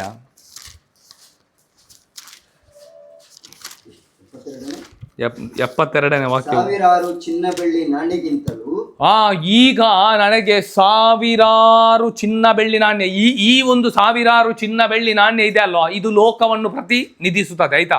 ಸೊ ಇದು ಯಾವ ದಾರಿ ಅಂದ್ರೆ ನಾಶನದ ದಾರಿ. ಇದಕ್ಕಿಂತಲೂ ಸಾವಿರಾರು ಚಿನ್ನ ಬೆಳ್ಳಿ ನಾಣ್ಯಕ್ಕಿಂತಲೂ ನಿನ್ನ ಬಾಯಿಂದ ಬಂದ ಧರ್ಮಶಾಸ್ತ್ರ ಉಚಿತ. ನನಗೆ ನಿನ್ನ ವಾಕ್ಯಗಳು ನನಗೆ ಹೆಚ್ಚು. ನನಗೆ ಯಾವುದು ಹೆಚ್ಚು? ನಿನ್ನ ವಾಕ್ಯ. ದೇವರ ನುಡಿಗಳು, ದೇವರ ವಾಕ್ಯಗಳು ನನಗೆ ಹೆಚ್ಚು. ನಮಗೆ ಯಾವುದು ಹೆಚ್ಚು? ಬೆಳ್ಳಿ ಬಂಗಾರ. ಯಾವುದು ಹೆಚ್ಚು ನಮಗೆ? ನಮಗೀಗ ನಿಜವಾಗಿಯೂ ಈಗ ನಾವು ಕೆಲವರು ಹೇಳ್ತೇವೆ, ಅದೇ ನಾನು ಸ್ವಲ್ಪ ಇದು ಎಕ್ಸ್ಪ್ಲೇನ್ ಮಾಡ್ತೇನೆ. ಈಗ ನಾವು ಹೇಳ್ತೇವೆ, ನಾನು ಯೇಸುವಿನ ದಾರಿಯಲ್ಲಿ ಇದ್ದೇನೆ, ಯೇಸುವೆ ನನ್ನ ಜೀವವಾಗಿದ್ದಾರೆ. ಈಗ ದಾವೀದ ಅವನ ಅರಸ. ಆಯ್ತಾ? ಅವನು ಯಾರು? ದಾವೀದ ಅರಸ. ಯೇಸು ಬರುವ ಮುಂಚೆ ಅವನಿದ್ದ ಈ ಲೋಕದಲ್ಲಿ. ಸೊ ಅವನು ಬರೀತಾನೆ, ಇಲ್ಲಿ ಬೈಬಲಲ್ಲಿ ಬರೀತಾನೆ, ಸಾವಿರಾರು ಚಿನ್ನ ಬೆಳ್ಳಿ ನಾಣ್ಯಕ್ಕಿಂತಲೂ ನನಗೆ ಅಮೂಲ್ಯವಾದ ದೇವರ ವಾಕ್ಯ ಅಂದರೆ ಯೇಸುವೆ ನನಗೆ ಹೆಚ್ಚು ಅಮೂಲ್ಯ, ಹೆಚ್ಚು ನನಗೆ ಇಂಪಾರ್ಟೆಂಟ್. ಯಾಕೆ ಅಂದರೆ ಅವನಿಗೆ ಗೊತ್ತಿತ್ತು, ಈ ಹಣದಿಂದ, ಈ ಬೆಳ್ಳಿಯಿಂದ, ಈ ಬೆಳ್ಳಿ ಬಂಗಾರದಿಂದ ಈ ನಿತ್ಯ ಜೀವ ಸಿಗಲ್ಲ. ಒಂದು ವೇಳೆ ಇದು ನನ್ನಲ್ಲಿದ್ದರೆ ನಾನು ಏನು ಮಾಡ್ತೇನೆ? ನಿತ್ಯ ಜೀವ ಏನಿದ್ದಾನೆ ಅದನ್ನು ನಾನು ಕಳೆದುಕೊಳ್ತೇನೆ. ಅದಕ್ಕೋಸ್ಕರ ಅವನು ಏನು ಮಾಡ್ತಾನೆ ಅಂದರೆ ಒಂದು ನಿರ್ಧಾರವನ್ನು ಮಾಡ್ತಾನೆ, ಇದು ನನಗೆ ಬೇಡ, ನನಗೆ ನಿನ್ನ ಬಾಯಿಂದ ಬರುವ ನುಡಿಗಳು ಹೆಚ್ಚು ಅಮೂಲ್ಯವಾಗಿದೆ. ಅಂದರೆ ಯೇಸು ನನಗೆ ವೆರಿ ಇಂಪಾರ್ಟೆಂಟ್. ಯಾಕೆಂದರೆ ಯೇಸುವಿನಲ್ಲಿ ಏನಿದೆ? ಜೀವ ಇದೆ, ನಿತ್ಯ ಜೀವದ ಅಂದರೆ ಸ್ವರ್ಗದ ಸಂಪತ್ತು ಯಾರಲ್ಲಿದೆ ಅಂದರೆ ಯೇಸುವಿನಲ್ಲಿ. ಇದು ನಮಗೆ ಗೊತ್ತಿಲ್ಲ. ನಮಗೆ ಯೇಸುವಿನಲ್ಲಿ ನಾವು ಈ ಲೋಕದ ಜನಗಳು ನೋಡುವಾಗ ಅವರಿಗೆ ಯೇಸುವಿನಲ್ಲಿ ಅವರಿಗೆ ಸಿಗುವುದೇನೆಂದರೆ, ಯೇಸುವಿನ ಕೈಯಲ್ಲಿ ನನ್ನ ವೀಸಾ ಮುನಿದೆಯಾ? ಅವರಿಗೆ ಕಾಣುವುದಾಗೆ ಅಮೆರಿಕಕ್ಕೆ ಹೋಗ್ಲಿಕ್ಕೆ ವೀಸಾ ಮುನಿ ಇದೇ ಕಾಣುವುದು. ಯಾಕೆಂದರೆ ಈ ಕಣ್ಣು ನಿಜವಾಗಿಯೂ ಯೇಸು ಫರಿಸಾಯರಿಗೆ ಹೇಳ್ತಾರೆ, ನೀವು ಕಣ್ಣಿದ್ದು ಕುರುಡರು. ಈಗ ನಮಗೆ ಹೇಳ್ತಾ ಇದ್ದಾರೆ, ನೀವು ಕಣ್ಣಿದ್ದು ಕುರುಡರು. ಯಾಕಂದ್ರೆ ಯೇಸುವಿನ ಕೈಯಲ್ಲಿ ನಮಗೆ ಏನು ಕಾಣ್ತಾ ಇದೆ? ವೀಸಾ. ಎಲ್ಲಿ ಹೋಗ್ಲಿಕ್ಕೆ? ಅಮೆರಿಕ ಹೋಗ್ಲಿಕ್ಕೆ. ಯೇಸುವಿನ ಕೈಯಲ್ಲಿ ಈ ಲೋಕದಲ್ಲಿ ಒಂದು ನಮಗೆ ಮನೆ ಮಾಡಿ ಕೊಡ್ತಾರೆ, ಇದು ನಮಗೆ ಕಾಣ್ತಾ ಇದೆ. ಯೇಸುವಿನ ಕೈಯಲ್ಲಿ ಇದೆಲ್ಲ ಇದೆಯಾ? ಯಾವುದೂ ಇಲ್ಲ. ಇದು ಯೇಸುವಿನ ಕೈಯಲ್ಲಿ ನಿನಗೆ ಸಾಲ ಪರಿಹಾರವಾಗುತ್ತೆಂಬುದು ಯಾವ ಭರವಸೆ ಕೊಡಲ್ಲ. ಯೇಸು ಹೇಳ್ತಾರೆ, ಒಂದು ವೇಳೆ ನನ್ನ ಹಿಂಬಾಲಿಸಲು ನಿನಗೆ ಮನಸ್ಸಿದ್ದರೆ ಎಲ್ಲವನ್ನು ಮಾರಿ ನನ್ನ ಹಿಂದೆ ಬಾ. ಯೇಸು ಹೇಳಿದ್ದು ಏನಂದ್ರೆ, ಒಂದು ವೇಳೆ ನಿನಗೆ ನನ್ನನ್ನು ಹಿಂಬಾಲಿಸಲು ಮನಸ್ಸಿದ್ದರೆ ನಿನ್ನನ್ನೇ ನೀನು ಪರಿತ್ಯಜಿಸಿ ಎಲ್ಲವನ್ನು ಖಾಲಿ ಮಾಡಿ ಬಾ ನನ್ನ ಹಿಂದಕ್ಕೆ. ಈಗ ನಾವು ಉಲ್ಟಾ, ನಮಗೆ ಕಾಣಲ್ಲ. ಅದಕ್ಕಿಂತ ಆದ್ದರಿಂದ ಯಾರೋ ಹೇಳ್ತಾ ಇದ್ದಾರೆ ಅಂದ್ರೆ ಏನಂತ ಹೇಳ್ತೇನೆ ನೋಡಿ. ಇದು ನಮ್ಗೆಲ್ಲರಿಗೂ ಬೇಕು. ಒಂದು ಮೊಲ ಓಡಿದಾಯ್ತಾ? ಏನು ಓಡಿತು? ಮೊಲ ಓಡಿತು. ಮೊಲ ಓಡುವಾಗ ಒಂದು ನಾಯಿ ನೋಡಿತು. ನಾಯಿ ಏನು ಮಾಡಿತು ಅಂದರೆ ಆ ಮೊಲವನ್ನು ಹಿಡೀಲಿಕ್ಕೆ ಅದರಿಂದ ಓಡಿತು. ಇನ್ನೊಂದು ನಾಯಿ, ಆ ನಾಯಿ ಓಡಿದನ್ನು ಇನ್ನೊಂದು ನಾಯಿ ನೋಡಿತು. ಅದು ಯಾಕೆ ಓಡಿತಂದ್ರೆ ಈ ನಾಯಿ ಓಡ್ತಾ ಇದೆ ಅಲ್ಲ, ಅದಕ್ಕೆ ಓಡಿತು. ಅದರಿಂದ ಇನ್ನೊಂದು ನಾಯಿ, ಎಲ್ಲ ನಾಯಿ ಓಡಲಿಕ್ಕೆ ಸ್ಟಾರ್ಟ್ ಮಾಡಿತು. ಆದರೆ ಮೊದಲನೇ ನಾಯಿ ಓಡಿದ್ಯಾಕೆ? ಮೊಲವನ್ನು ಹಿಡೀಲಿಕ್ಕೆ. ಆದರೆ ಹಿಂದೆ ಇರುವ ನಾಯಿಗಳು ಯಾಕೆ ಓಡಿದ್ದು? ಮುಂದಿನ ನಾಯಿ ಓಡ್ತಾ ಇದೆ ಅಂತ ಎಲ್ಲ ಓಡ್ತಾ ಇದೆ. ಅದರಲ್ಲಿ ಸ್ವಲ್ಪ ನಾಯಿಗಳು ಸುಸ್ತಾಯಿತು, ನಿಂತಿತು. ಆ ನಾಯಿ ಕೇಳಿದ್ದು, ನೀನು ಯಾಕೆ ಓಡಿದ್ದಿ? ಆ ಮುಂದಿನ ನಾಯಿಗಳು ಓಡ್ತಾ ಇದ್ದಾರಲ್ಲ, ಅದಕ್ಕೆ ನಾವು ಓಡ್ತಾ ಇದ್ದೇವೆ. ಆದರೆ ಫಸ್ಟ್ ನಾಯಿಯ ಉದ್ದೇಶ ಏನಾಗಿತ್ತು? ಈಗ ನಾವು ಮೊಲ ಹಿಡೀಲಿಕ್ಕೆ ಇಲ್ಲಿ ಬಂದೆ. ಮೊಲ ಅಂದರೆ ಈಗ ಯೇಸು. ಯೇಸುವನ್ನು ಹಿಡಿಯಲಿಕ್ಕೆ, ಯೇಸುವನ್ನು ಹಿಡಿದು ನಾವು ತಿನ್ಬೇಕು. ನಿಜವಾಗಿ ಯಾರು ಈ ಮಾಂಸವನ್ನು ಭುಜಿಸಿ ತಿಂತಾರೋ ಅವರಿಗೆ ಏನಿದೆ? ನಿತ್ಯ ಜೀವ. ಇದೆ ಅಂತ ಹೇಳಿದಾರ. ಈ ಮಾಂಸವನ್ನು ಯಾರು ವಿಶ್ವಾಸಿಸಿ ಅದನ್ನು ಭುಜಿಸ್ತಾರೋ ಅವರಿಗೇನಿದೆ? ಸುಮ್ಮನೆ ಆ ನಾಯಿ ಹಿಂದೆಯಿಂದ ಓಡಿದಕ್ಕೆ ನಾನು ಓಡ್ತೇನೆ ಅವರಿಗೆ ಸಿಗುತ್ತಂತ ಹೇಳಿದಾರ? ಹಾಗಾದರೆ ನೀವು ಯೋಚಿಸಿ, ನಾವು ಯೇಸುವನ್ನು ಬಿಗಿಯಾಗಿ ಇವತ್ತು ಅವರನ್ನು ಹಿಡೀಲೇಬೇಕಂತ ನಾವು ಓಡ್ತಾ ಇದ್ದೇವಾ? ಸುಮ್ಮನೆ ಯಾರೋ ಹೋಗ್ತಾ ಇದ್ದಾರೆ ಅಂತ ಹೋಗ್ತಾ ಇದ್ದೇವಾ? ಅನೇಕರು ನಾವು ನೋಡುವಾಗ ಶುಭ ಸಂದೇಶ ಆಧಾರ ಆಯ್ತಾ, ಬೇರೆ ಯಾವ ಆಧಾರ ಇಟ್ಕೊಂಡು ನಾವು ಸುಮ್ಮನೆ ಇದು ಮಾಡಲಿಕ್ಕೆ ಆಗಲ್ಲ. ಅನೇಕರು ಏನೋ ಹೇಳ್ತಾ ಇದ್ದಾರೆ ಅದಕ್ಕೆ ಹೋಗ್ತಾ ಇದ್ದೇವೆ. ಅವನು ಹೋಗ್ತಾ ಇದ್ದಾನೆ ಅದಕ್ಕೆ ನಾನು ಇಲ್ಲ, ಅದಕ್ಕೆ ಅಲ್ಲ ನಾವು ಹೋಗ್ಬೇಕು. ನಮ್ಮ ಉದ್ದೇಶ ಒಂದೇ. ಆ ಮೊದಲ ನಾಯಿ ಹೇಗೆ ಓಡಿತೋ ನಮ್ಮ ಉದ್ದೇಶ ಅದೇ, ಬೇಟೆ. ನಾವು ಕೂಡ ಆ ಮೊಲವನ್ನು ಇವತ್ತು ಹಿಡಿದು ತಿನ್ನಲೇಬೇಕು. ಆದರೆ ಇದು ದಾವೀದನಿಗೆ ಗೊತ್ತಿತ್ತು. ಯಾರಿಗೆ ಗೊತ್ತಿತ್ತು? ಇವತ್ತು ನಮಗೆ ಗೊತ್ತಿದೆ, ಪ್ರಾರ್ಥನೆ ಮಾಡುವವರಿಗೆ ಗೊತ್ತಿದೆ. ಅದಕ್ಕೋಸ್ಕರ ನಮಗೆ ಯೇಸುವಿನ ಕೈಯಲ್ಲಿ ಏನಿದೆ ಅಂತ ಗೊತ್ತಿಲ್ಲ. ಪ್ರಿಯರೇ, ಒಂದು ವೇಳೆ ಈ ನಿತ್ಯ ಜೀವದ ಭರವಸೆ ಇಲ್ಲದೆ ಯಾರೆಲ್ಲ ಯೇಸುವಿನಲ್ಲಿದ್ದಾರೆ ಅವರಿಗೆ ಇವತ್ತು ನಾನು ಹೇಳುವುದೇನೆಂದರೆ, ನಾನಲ್ಲ ದೇವರು ಹೇಳುವುದೇನೆಂದರೆ, ನಿಮ್ಮ ಎಲ್ಲ ವಿಶ್ವಾಸ ವೇಸ್ಟ್. ನಿಮ್ಮ ವಿಶ್ವಾಸ ವೇಸ್ಟ್. ನೀವು ಈ ಲೋಕದಲ್ಲಿ ಪ್ರಾರ್ಥನೆ ಮಾಡದಿದ್ರು, ನಾನು ಹೇಳ್ತೇನೆ, ಪ್ರಾರ್ಥನೆ ಮಾಡಿದ್ರು ಮಾಡದಿದ್ರು ಏನು ಪ್ರಾಬ್ಲಮ್ ಇಲ್ಲ. ಆಯ್ತಾ? ಪ್ರಾಬ್ಲಮ್ ಬರುತ್ತಾ? ಪ್ರಾಬ್ಲಮ್ ಬರಲ್ಲ. ಈಗ ದೇವರಲ್ಲಿ ನಾನು ಪ್ರಾರ್ಥನೆ ಮಾಡಿದರೆ ಮಾತ್ರ ಬೆಳಿಗ್ಗೆ ಸೂರ್ಯೋದಯ ಆಗುತ್ತಾ? ಈಗ ಗಾಳಿ ಬೀಸ್ತಾ ಇದೆ, ನಾವು ಯಾರಾದರೂ ಬೆಳಿಗ್ಗೆದ್ದು ಥ್ಯಾಂಕ್ ಯು ಅಪ್ಪ ನೀನು ಗಾಳಿ ಬೀಸುವಂತೆ ನೀನು ಮಾಡ್ತಾ ಇದ್ದಿ, ಯಾರಾದರೂ ಪ್ರಾರ್ಥನೆ ಮಾಡ್ತಾರೆ? ಕೆಲವರು ಮಾಡ್ಬೋದು ಬಿಡಿ, ಆದರೆ ನಾವು ಮಾಡಿದ್ದೇವಾ? ಆದರೆ ಗಾಳಿ ಬೀಸುತ್ತಾ? ಆಮ್ಲಜನಕ ಸರಿ ಸಿಗ್ತಾ ಇದೆಯಾ? ಇಂಗಾಲದ ಡೈಆಕ್ಸೈಡ್ ಇಲ್ಲಿಂದ ಹೋಗ್ತಾ ಇದೆಯಾ? ಎಲ್ಲ ಸರಿ ಆಗ್ತಾ ಇದೆ. ಅಂದರೆ ಈ ಲೋಕದಲ್ಲಿ ಏನು ಪ್ರಾಬ್ಲಮ್ ಇಲ್ಲ ಜೀವಿಸಲಿಕ್ಕೆ. ಆದರೆ ಶಾಂತಿ ಸಮಾಧಾನದಿಂದ ಜೀವಿಸಲಿಕ್ಕೆ ಮತ್ತು ನಿತ್ಯ ಜೀವ ಅಂದರೆ ಆ ದಾರಿಯಲ್ಲಿ ನಮಗೆ ಹೋಗಬೇಕಾದ್ರೆ ನಮಗೆ ಬೇಕಾಗಿರುವುದು ಯೇಸುವಿನ ನುಡಿಗಳು. ಅದರಿಂದ ಅನೇಕರು ನೋಡಿ, ಸ್ವಲ್ಪ ಓದೋಣ. 13ನೇ ಅಧ್ಯಾಯ ನೀವು ತೆಗೆಯೋದಾದರೆ, ಲೂಕಾನು ಬರೆದ ಶುಭ ಸಂದೇಶದಲ್ಲಿ 13ನೇ ಅಧ್ಯಾಯದಲ್ಲಿ ನಾವು ನೋಡುವುದಾದರೆ 24ನೇ ವಾಕ್ಯ ಸ್ವಲ್ಪ ನೋಡುವ ಬ್ರದರ್. 23ರಿಂದನೇ ಓದಿ. ಆಗ ಒಬ್ಬನು 13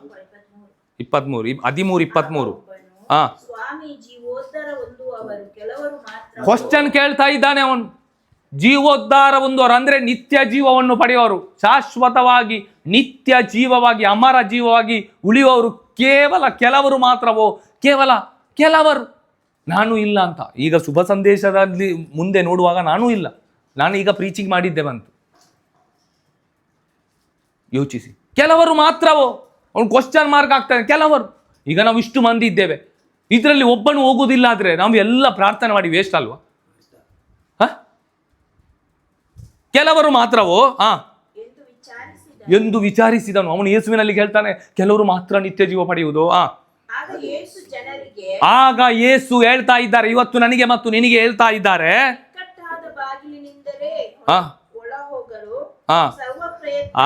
ಓಕೆ. ಆಗ ಯೇಸು ಜನರಿಗೆ, ಈಗ ನಮ್ಗೆ ಹೇಳ್ತಾ ಇದ್ದಾರೆ, ಇಕ್ಕಟ್ಟಾದ ಬಾಗಿಲಿನಿಂದಲೇ ಒಳಗೆ ಹೋಗಲು ಸರ್ವ ಪ್ರಯತ್ನ ಮಾಡಿ. ಆ ಇಕ್ಕಟ್ಟಾದ ಬಾಗಿಲೆ ಯಾರಾಗಿದ್ದಾರೆ? ಯೇಸು ಆಗಿದ್ದಾರೆ.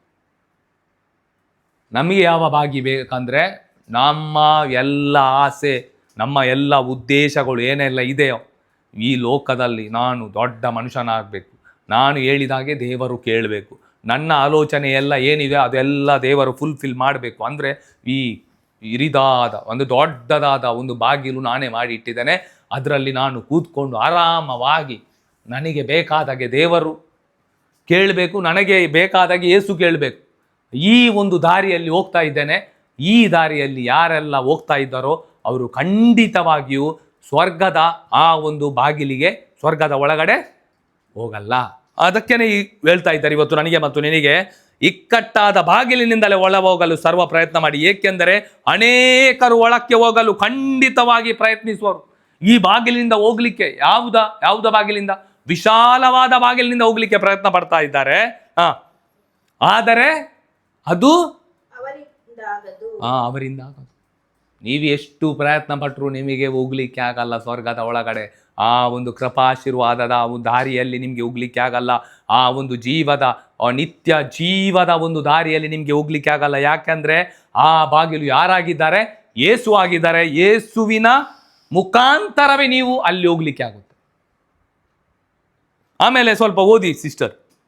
ಮನೆಯ ಯಜಮಾನನು ಎದ್ದು ಬಾಗಿಲನ್ನು ಮುಚ್ಚಿದ ಮೇಲೆ ನೀವು ಹೊರಗಡೆ ನಿಲ್ಲಬೇಕಾಗುವುದು. ಮನೆಯ ಯಜಮಾನನು ಎದ್ದು ಬಾಗಿಲನ್ನು ಮುಚ್ಚಿದ ಮೇಲೆ ನೀವು ಹೊರಗಡೆ ನಿಲ್ಲಬೇಕಾಗುವುದು. ಬಾಗಿಲನ್ನು ತಟ್ಟುತ್ತಾ ಈಗ ಕೆಲವರು ಹೇಳ್ತಾ ಇದ್ದಾರೆ ಬಾಗಿಲನ್ನು ತಟ್ಟುತ್ತಾ, ಸ್ವಾಮಿ ನಮಗೆ ಬಾಗಿಲು ತೆರೆಯಿರಿ, ಸ್ವಾಮಿ ನಮಗೆ ಬಾಗಿಲು ತೆರೆಯಿರಿ ಎಂದು ನೀವು ಹೇಳುವಿರಿ. ನೀವು ಹೇಳುವಿರಿ. ಈಗ ಕೆಲವರು ಆ ಬಾಗಿಲನ್ನು ಮುಚ್ಚಾಗಿದೆ. ಯಾವ ಬಾಗಿಲು? ನಿತ್ಯ ಜೀವದ ಬಾಗಿಲು. ಯಾರಿಗೂ ತೆರೀಲಿಕ್ಕೆ ಆಗಲ್ಲ. ಈಗ ನೀವು ಹೇಳ್ತಾ ಇದ್ದೀರಿ ನಮಗೆ ಬಾಗಿಲನ್ನು ತೆರೆಯಿರಿ. ಎಲ್ಲಿ? ಹೊರಗಡೆ ನಿಂತು. ಅದಕ್ಕೆ ಒಳಗಡೆಯಿಂದ ಒಬ್ಬರು ಹೇಳ್ತಾ ಇದ್ದಾರೆ ಇವತ್ತು. ಯಾವಾಗ? ನಾಡಿದ್ದು. ಯಾವಾಗ ಅಂದ್ರೆ ಈ ಲಾಸ್ಟ್ ಡೇ, ನಮ್ಮ ಜಡ್ಜಿಮೆಂಟ್ ಡೇ, ಇಲ್ಲಾದ್ರೆ ನಮ್ಮ ಆ ಒಂದು ನಿತ್ಯ ಮತ್ತು ಮರಣದ ಆ ದಿನ. ಓಕೆ,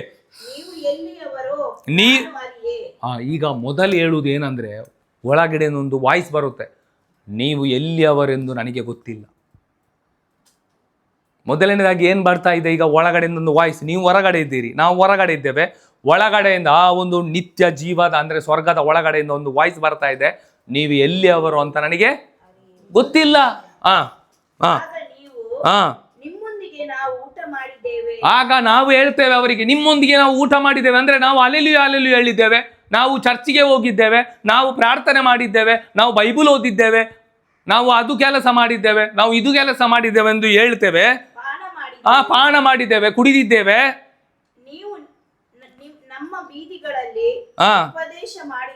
ನೀವು ನಮ್ಮ ಬೀದಿಗಳಲ್ಲಿ ಅಂದ್ರೆ ನಂತರನೇ ನಿಮ್ಮ ಬಗ್ಗೆ ನಾನು ಉಪದೇಶ ಮಾಡಿದ ಅನೇಕರಿಗೆ ಓಕೆ ನಾವು ಹೇಳಲಿಕ್ಕೆ ಸ್ಟಾರ್ಟ್ ಮಾಡ್ತೇವೆ.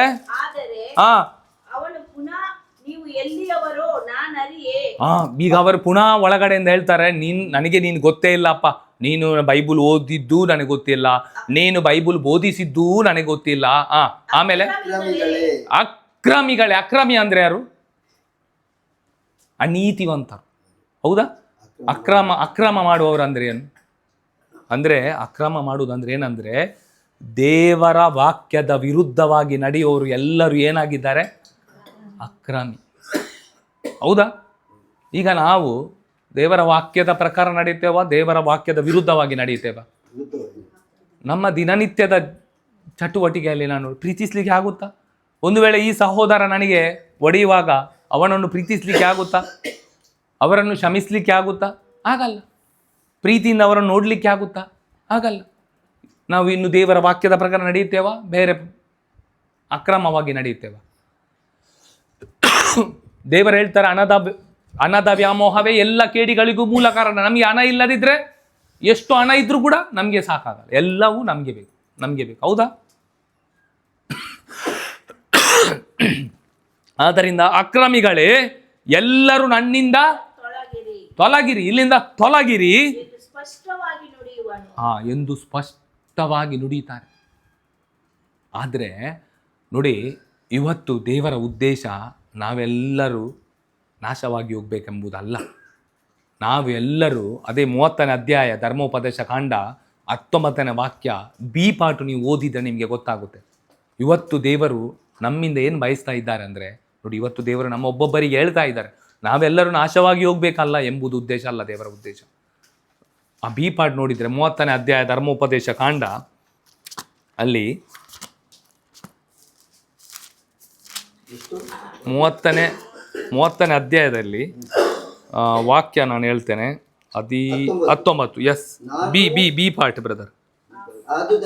ಆದುದರಿಂದ ನೀವು ನಿಮ್ಮ ಸಂತತಿಯವರು ಬದುಕಿ ಬಾಳುವಂತೆ ಜೀವವನ್ನೇ ಆರಿಸಿಕೊಳ್ಳಿ. ನೀವು ಮತ್ತು ನಿಮ್ಮ ಸಂತತಿಯವರು ಎಲ್ಲರೂ ಇವತ್ತು ನಮಗೆ ಆನ್ಲೈನಲ್ಲಿ ಯಾರೆಲ್ಲ ಕೇಳ್ತಾ ಇದ್ದಾರೆ, ನನಗೆ ನಿಮಗೆಲ್ಲರಿಗೂ ಯಾರು ಹೇಳ್ತಾ ಇದ್ದಾರೆ? ಸರ್ವೇಶ್ವರನಾದ ದೇವರು ಹೇಳ್ತಾ ಇದ್ದಾರೆ, ನೀವು ಏನನ್ನು ಆರಿಸಿಕೊಳ್ಬೇಕು? ಜೀವವನ್ನು.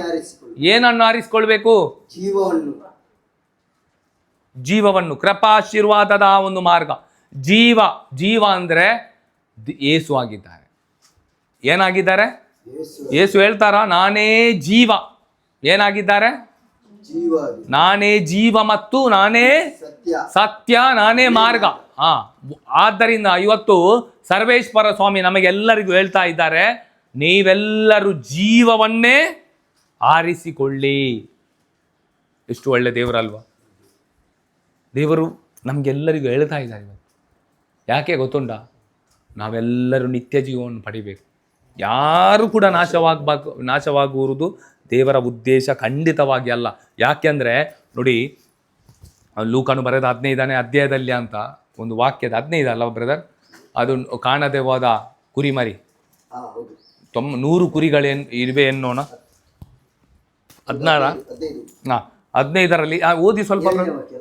ಅದು ಓದಿ ಅಂತೆ. ಅದೇ ರೀತಿಯಲ್ಲಿ ಪಶ್ಚಾತ್ತಾಪದ ಅವಶ್ಯಕತೆ ಅಲ್ಲ, ಫಸ್ಟಿಂದಾನೇ ಓದಿ ಬ್ರದರ್. ಯೇಸು ಸ್ವಾಮಿ ಉಪದೇಶವನ್ನು ಕೇಳಲು ಎಲ್ಲಾ ಸುಂಕದವರು ಪಾಪಿಗಳು ಬರುತ್ತಿದ್ದರು. ಇದನ್ನು ಕಂಡ ಫರಿಸಾಯರು ಮತ್ತು ಧರ್ಮಶಾಸ್ತ್ರಿಗಳು, ಈ ಮನುಷ್ಯ ಪಾಪಿಗಳನ್ನು ಬರಮಾಡಿಕೊಳ್ಳುತ್ತಾನೆ, ಅವರೊಡನೆ ಊಟ ಮಾಡುತ್ತಾನೆ. ಯಾರ ಜೊತೆ? ಪಾಪಿಗಳನ್ನು ಬರಮಾಡಿಕೊಳ್ತಾನೆ. ಯಾರು? ಯೇಸು. ಅವರ ಜೊತೆ ಏನ್ ಮಾಡ್ತಾ ಇದ್ದಾನೆ? ಊಟ ಮಾಡುತ್ತಾನೆ. ಪಾಪಿಗಳ ಜೊತೆ. ನಾವೆಲ್ಲರೂ ಪಾಪಿಗಳು, ಹೌದಾ? ನಾವೆಲ್ಲರೂ ಪಾಪಿಗಳು. ಆದ್ದರಿಂದ ನಾವು ಇದನ್ನು ಒಪ್ಪುವುದು ಉಂಟಲ್ಲ, ಅದು ದೊಡ್ಡ ವಿಷಯ. ಇದು ನಾನು ಪಾಪಿ, ದೇವರ ಮುಂದೆ ನಾವು ಒಪ್ಪಿಕೊಳ್ಳುವುದು, ಇದು ಒಂದು ಒಳ್ಳೆಯ ಒಂದು ದಾರಿಯಾಗಿದೆ. ಇದು ದೇವರ ದಾರಿಯಲ್ಲಿ ಹೋಗ್ಲಿಕ್ಕೆ ನಾವು ಪ್ರಯತ್ನ ಪಡುವುದಾಗಿದೆ. ನಾನು ಪಾಪಿ, ನಿಮ್ಮ ಕರುಣೆ ನನಗೆ ಕೊಡಿ. ನೋಡಿ, ಇಲ್ಲಿದೆ ನೋಡಿ, ಎಷ್ಟು ಚೆನ್ನಾಗಿದೆ. ಕೃಪಾಳು ದೇವ ಕರುಣೆಯನ್ನು, ಕರುಣಾನಿಧಿ ಅಳಿಸೆನ್ನ ದೋಷವನ್ನು. ಅಂದರೆ ನಾವು ಹೇಳುವುದು ಅವರಲ್ಲಿ. ಓಕೆ, ಆಮೇಲೆ ಅವರ ಜೊತೆ ಊಟ ಮಾಡುತ್ತಿದ್ದಾನೆಂದು. ಓಕೆ ಓಕೆ, ಆ ಸಂದರ್ಭದಲ್ಲಿ ಓಕೆ, ಯೇಸು ಈ ಸಾಮರ್ಥ್ಯವನ್ನು ಹೇಳಿದರು. ಯೇಸು ಒಂದು ಸಾಮರ್ಥ್ಯ ಹೇಳ್ತಾ ಇದ್ದಾರೆ ಆ ಒಂದು ಸಂದರ್ಭದಲ್ಲಿ. ಓಕೆ, ನಿಮ್ಮಲ್ಲಿ ಯಾರ ಬಳಿಯಾದರೂ ಓಕೆ 100 ಕುರಿಗಳು ಇವೆ ಎನ್ನೋಣ. ಈಗ ನಿಮ್ಮಲ್ಲಿ 100 ಕುರಿಗಳಿದೆ. ಎಷ್ಟು ಕುರಿಗಳಿದೆ? 100 ಕುರಿಗಳಿದೆ. ಅವುಗಳಲ್ಲಿ 1 ಕುರಿ ಕಾಣದೆ ಹೋದಾಗ, ಅದರಲ್ಲಿ 1 ಕುರಿ ಕಾಣದೆ ಹೋದಾಗ ಅವನೇನು ಮಾಡುತ್ತಾನೆ? ಏನ್ ಮಾಡ್ತಾನೆ ಅವನು? ಈಗ 100 ಕುರಿ ಇದೆ, ನಿಮ್ಮಲ್ಲಿ ಎಷ್ಟು ಕುರಿ ಇದೆ? ಈಗ ಒಂದು ಎಲ್ಲಿಯ ದೂರ ತಪ್ಪಿ ಹೋಯ್ತು, ನೀವೇನ್ ಮಾಡ್ತೀರಿ? ಆಗ 99 ಇಲ್ಲೇ ಬಿಟ್ಟು ನೀವು ಹುಡುಕ್ಲಿಕ್ಕೆ ಹೋಗಲ್ವಾ? ಮೊದಲು ನಿಮ್ಮ ಇವರಿದ್ದಾರಲ್ಲ, ಯಾರು ನಿಮ್ಗೆ ಆಗದವರು, ಅವರ ಬಗ್ಗೆ ವಿಚಾರ, ಇವರೇ ಕೊಂಡೋಗ್ಬೋದು. ಯಾಕಂದ್ರೆ ಇವರ ಮೊದಲೇ ನಮ್ಮಲ್ಲಿ ಕೋಪ ಇತ್ತು. ಆಮೇಲೆ ಮೆಲ್ಲ ಹೋಗಿ ಅವರ ಅಂಗಳದಲ್ಲಿ ಹೀಗೆ ಹುಡುಕ್ತೀರಿ, ಇಲ್ಲಿ ಮಣಿ ಇದ ಆದ್ರೂ ಕೂಡ ಅತ್ತೆ ಅಮ್ಮ ಮೂಲು ಕುರಿ ಮಣಿ ಎಂಗಲ್ಲ ಒಂಜಿ ಕುರಿ ಬೈದನ್ ತಕ್ಕದು 3 ಮಣಿ ಬೈದನ ಕೋಪ ಇದ್ದದ್ದು ಕೂಡ ಎಲ್ಲಿ ಹೋಗುತ್ತಂತ ಗೊತ್ತಾಗಲ್ಲ. ಹೌದು ಅಲ್ವಾ? ಹೌದಾ? ಅದೇ ರೀತಿ 100 ಕುರಿಗಳಿಂದ ಒಂದು ಬ್ರದರ್ ಓದಿ. 99 ಕುರಿಗಳು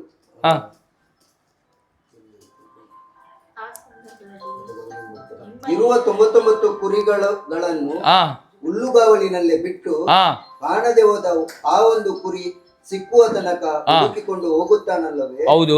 ಅದು ಸಿಕ್ಕಿದಾಗ ಸಿಕ್ಕಿತೆಂಬ ಸಂತೋಷದಿಂದ ಹೆಗಲ ಮೇಲೆ ಎತ್ತುಕೊಂಡು ಮನೆಗೆ ಬರುತ್ತಾನೆ. ಈಗ ಅದನ್ನು ಏನ್ ಮಾಡ್ತಾನೆ? ಹೆಗಲ ಮೇಲೆ ಒತ್ತುಕೊಂಡು ಏನ್ ಬರ್ತಾನೆ? ಮನೆಗೆ ಬರುತ್ತಾನೆ. ಈಗ ಆ ಕುರಿ ಉಂಟಲ್ಲ, ತಪ್ಪಿ ಹೋದ ಅಂದ್ರೆ ಈ ಒಂದು ಯಾವುದಂದ್ರೆ ಈ ದಾರಿಯಲ್ಲಿ ಹೋಗ್ತಾ ಇದ್ದೇವೆ, ಸಾವಿನ ದಾರಿಯಲ್ಲಿ, ಅಂದ್ರೆ ನಿತ್ಯ ಮರಣದ ದಾರಿಯಲ್ಲಿ ನಾವು ಹೋಗ್ತಿದ್ದೇವೆ. ಅಂದ್ರೆ ಇಲ್ಲಿಂದ ತಪ್ಪಿಕೊಂಡು ನಾವು ಹೋಗ್ತಿದ್ದೇವೆ. ಯಾವುದರಿಂದ? ಆ ನಿತ್ಯ ಜೀವದ ಮಾರ್ಗದಿಂದ, ಆ ಒಂದು ಕೃಪಾ ಆಶೀರ್ವಾದ ಮಾರ್ಗದಿಂದ ನಾವು ತಪ್ಪಿಕೊಂಡು ಈ ದಾರಿಯಲ್ಲಿ ಹೋಗ್ತಿದ್ದೆವು. ಈ ದಾರಿಯಲ್ಲಿ ಹೋಗುವಾಗ ಪ್ರಭು ಯೇಸು ಕ್ರಿಸ್ತರು ಈ ಲೋಕಕ್ಕೆ ಬಂದು ನಮಗೆ ಒಬ್ಬೊಬ್ಬರನ್ನು ಹುಡುಕಿಕೊಂಡು, ನಾವೆಲ್ಲರೂ ತಪ್ಪಿ ಹೋಗಿದ್ದೆವು, ಒಬ್ಬೊಬ್ಬರನ್ನು ಹುಡುಕಿಕೊಂಡು ಆ ಮಾರ್ಗದಿಂದ ನಮ್ಮನ್ನು ಹಿಂದಕ್ಕೆ ತಂದು, ಹೇಗೆ ನಮ್ಮನ್ನು ತಂದಿದ್ದಾರೆ ಗೊತ್ತುಂಟಾ? ಹೇಗೆ ತಂದರು ಅವರು? ಯೇಸು ಸ್ವಾಮಿ ನಮ್ಮನ್ನು, ಒಬ್ಬೊಬ್ಬ ಕುರಿಯನ್ನು ಹೇಗೆ ಹಿಂದಕ್ಕೆ ತಂದು?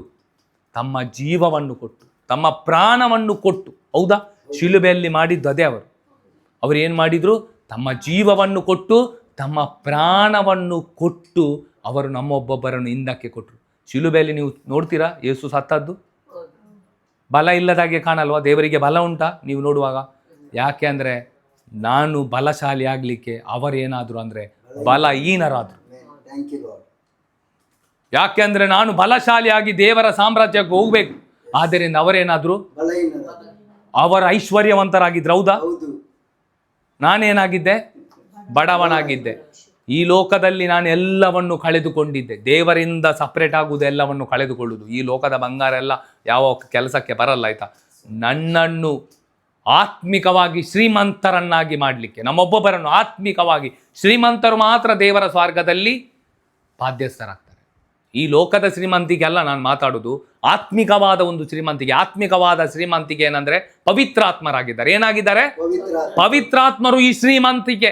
ಆ ಒಂದು ಪವಿತ್ರಾತ್ಮರನ್ನು ನಮ್ಮ ಒಬ್ಬೊಬ್ಬರನ್ನು ತುಂಬಿಸ್ಲಿಕ್ಕೆ, ಯಾರಲ್ಲಿ ಈ ದೇವರ ಪವಿತ್ರಾತ್ಮರಿದ್ದಾರೆ ಅವರು ಮಾತ್ರ ಸ್ವರ್ಗಕ್ಕೆ ಎಂಟ್ರಿ. ಈ ಒಂದು ದೊಡ್ಡ ಒಂದು ಏನಂದ್ರೆ ಶ್ರೀಮಂತಿಗೆ, ಏನಂದ್ರೆ ದೇವರ ಶ್ರೀಮಂತಿಗೆ ಪವಿತ್ರಾತ್ಮರಾಗಿದ್ದಾರೆ. ಈ ಪವಿತ್ರಾತ್ಮರು ನಿಮ್ಗೆ ಕೊಡ್ತಾ ಇದ್ದಾರೆ. ಈ ಶ್ರೀಮಂತಿಗಿದ್ರೆ, ಯಾವ ಶ್ರೀಮಂತಿಗೆ? ಪವಿತ್ರಾತ್ಮರೆಂಬ ಶ್ರೀಮಂತಿಗಿದ್ರೆ ಮಾತ್ರ ನಿಮಗೆ ಎಂಟ್ರಿ ಸ್ವರ್ಗಕ್ಕೆ, ಇಲ್ಲದಿದ್ರೆ ಇಲ್ಲ. ಗೊತ್ತಿದೆ ನಿಮಗೆ? ಮಸ್ತ್ ಜನ ಹೆಂಗುಲ್ ಪೊರ್ಬುಣ ಕುಲುಲ್ಲ ಅದ ಪವಿತ್ರಾತ್ಮ ಗೊತ್ತುಂಡ? ಪವಿತ್ರೋತ್ಮ ಅಸ ಅವನ್ ಗೊತ್ತಾ ಅವನ್ ತುಮ್ಕ? ಓ ಪವಿತ್ರೋತ್ಮ ಅಂತೂ ತುಮ್ಚಿ ಗ್ರೇಸ್ತ ಕಾಯ್. ನಿಮ್ಮ ಪವಿತ್ರಾತ್ಮರೇ ನಿಮ್ಮ ಏನಾಗಿದ್ದಾರೆ? ಸಂಪತ್ತು. ಈ ಸಂಪತ್ತನ್ನು ನಾವು ಯಾವಾಗಲೂ ಕಳೆದುಕೊಳ್ಬಾರ್ದು. ಇದು ದೇವರು ನಮಗೆ ಯೇಸು ಕ್ರಿಸ್ತರ ಮೂಲಕ ಉದಾರವಾಗಿ ಕೊಟ್ಟಿದ್ದಾರೆ. ಇಕೋ ಶ್ರೀಮಂತಿಗೆ, ಸ್ವರ್ಗದ ಶ್ರೀಮಂತಿಗೆ ಅಂತ. ಸುಮ್ಮನೆ ನಾವೆಲ್ಲ ಇದಕ್ಕೆಲ್ಲ ಪ್ರಯತ್ನ ಪಟ್ಟೆಲ್ಲ ಸಿಕ್ಕಿದ್ದಲ್ಲ. ಪ್ರಯತ್ನ ಪಟ್ಟರೆ ಸಿಗುವುದೂ ಇಲ್ಲ. ಎಲ್ಲಿ ಮಾರ್ಕೆಟ್ ಅಲ್ಲಿ ಸಿಗಲ್ಲ. ಮಾರ್ಕೆಟಲ್ಲಿ ಸಿಗುವುದೇನಂದರೆ ಎಲ್ಲ ನಾಶನಕ್ಕೆ ಕೊಂಡೋಗುವುದು ಮಾತ್ರ ಸಿಗುತ್ತೆ. ಆದರೆ ಪವಿತ್ರಾತ್ಮರು, ಈ ಸ್ವರ್ಗದ ಸಂಪತ್ತು ಸಿಗುವುದು ಯಾರಲ್ಲಿ ಅಂದರೆ ಯೇಸುವಿನಲ್ಲಿ. ಇದು ಯೇಸು ನಮಗೆ ಉಚಿತವಾಗಿ ಕೊಟ್ಟಿದ್ದಾರೆ. ಆದ್ದರಿಂದ ಇದನ್ನು ನಾವು ಕಳೆದುಕೊಳ್ಬಾರ್ದು. ಇದು ಒಂದು ವೇಳೆ ಕಳೆದ್ರೆ ನಾವು ಏನಾಗ್ತೇವೆ ಅಂದರೆ ಮತ್ತೆ ಅದೇ ದಾರಿಯಲ್ಲಿ ಹೋಗ್ತೇವೆ. ಯಾವ ದಾರಿ? ಆ ನಾಶನ ದಾರಿ. ಯಾರು ನಾಶನ ದಾರಿ ಹೋಗಬಾರ್ದೆಂಬುದೇ ದೇವರ ಚಿತ್ತ. ಆದ್ದರಿಂದ ದೇವರು ನಮ್ಮ ಜೊತೆ ಮಾತಾಡಿದ್ದಾರೆ ಅಲ್ವಾ? ಅರ್ಥ ಆಯ್ತಾ? ಸ್ವಲ್ಪ ಆದರೂ ನಿಮಗೆ ಒಳಗಡೆ ಹೋಯ್ತು. ಆದ್ದರಿಂದ ನಾವು ಈ ಒಂದು ಕಿರಿದಾದ ಬಾಗಿಲಲ್ಲಿ ಹೋಗ್ಬೇಕು. ಆ ಕಿರಿದಾದ ಬಾಗಿಲು ಏನಾಗಿದ್ದಾರೆ? ಯೇಸು ಆಗಿದ್ದಾರೆ. ಯೇಸುವಿನಲ್ಲಿ ಇರುವವರು ಪರರನ್ನು ಏನು ಮಾಡಬೇಕು? ಆಗುತ್ತಾ?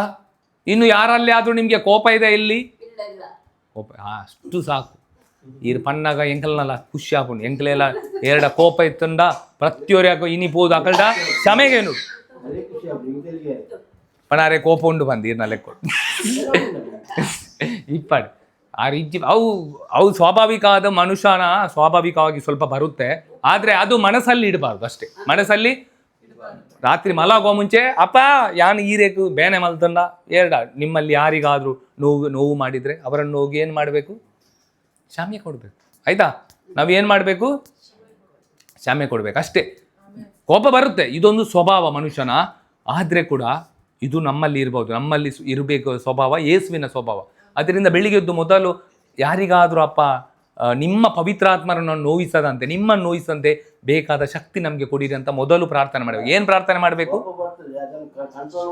ಅದೇ ಅಲ್ಲ, ಅದು ನೀವು ಏನು ಮಾಡ್ಬೇಕಂದ್ರೆ ಬ್ರದರ್, ಏನು ಬೇಕಂದ್ರೆ ಬೆಳಿಗ್ಗೆ ಎದ್ದು ಮೊದಲು ಇವತ್ತು ಎಲ್ಲರನ್ನು ಪ್ರೀತಿಸ್ಲಿಕ್ಕೆ ಬೇಕಾದ ಕೃಪೆ ಕೊಡಿ ಅಂತ ನೀವು ಪ್ರಾರ್ಥನೆ ಮಾಡಬೇಕೇನು? ಎಲ್ಲರನ್ನು ಪ್ರೀತಿಸ್ಲಿಕ್ಕೆ. ಒಂದು ವೇಳೆ ಇವತ್ತು ನಿಮಗೆ ಯಾರನ್ನಾದರೂ ನೀವು ನೋಯಿಸಿದ್ರಿ, ಮಾತಿನಿಂದ ನೋಯಿಸ್ತೇವಲ್ವಾ? ನಾನು ನೋಯಿಸ್ತೇನೆ ನನ್ನ ತಂದೆಯನ್ನು, ನನ್ನ ಹೆಂಡತಿಯನ್ನು ನೋಯಿಸಲ್ವಾ? ಮಗನಿಗೆ ಕೆಲವೊಮ್ಮೆ ಸಣ್ಣ 1 ವರ್ಷ 4 ತಿಂಗಳು, ಕೆಲವೊಮ್ಮೆ ಅವನು ಹೇಳದೆ ಅದಾದಲ್ಲಿ ಬಿಸಾಡ್ತಾನೆ, ಒಂದು ಕೊಡಲ್ವಾ? ಆದರೆ ಕೊಡ್ತೇನಂತ ಅವನಲ್ಲಿ ದ್ವೇಷ ಇಲ್ಲ, ಇದೆ. ಆದರೆ ಮತ್ತೆ ಬಂದು ಮಮ್ಮಿ ನೋಯಿಸಿದೆ, ಮತ್ತೆ ಪ್ರೀತಿ ಮಾಡುದು. ಈ ಪ್ರೀತಿಯಿಂದನೇ ನಮಗೆ ಗೊತ್ತಾಗುತ್ತೆ ಕೋಪ ಇಲ್ಲ ಅಂತ, ಅವರಿಗೂ ಗೊತ್ತಾಗುತ್ತೆ. ಈ ಸ್ವಭಾವ ನಮ್ಮಲ್ಲಿ ಇರಬೇಕು. ಸೊ ನಮ್ಮ ಶತ್ರು ಯಾರಂದ್ರೆ ಒಬ್ಬನೇ, ಯಾರು? ಸೈತಾನ ಮಾತ್ರ. ನಮ್ಮ ಶತ್ರು ಸೈತಾನ. ಈ ಲೋಕದಲ್ಲಿ ಯಾರೂ ಶತ್ರು ಇಲ್ಲ. ಸೊ ಅದೇ ನಮ್ಮ ಒಂದು ನಿತ್ಯ ಜೀವದ ದಾರಿಯಾಗಿದೆ. ಸೊ ಎಲ್ಲರನ್ನು ಪ್ರೀತಿಸಿ ಹೋಗು, ಯೇಸುವನ್ನು ಹಿಂಬಾಲಿಸ್ತಾ ಹೋಗೋದು. Thank you. Yes, praise the lord.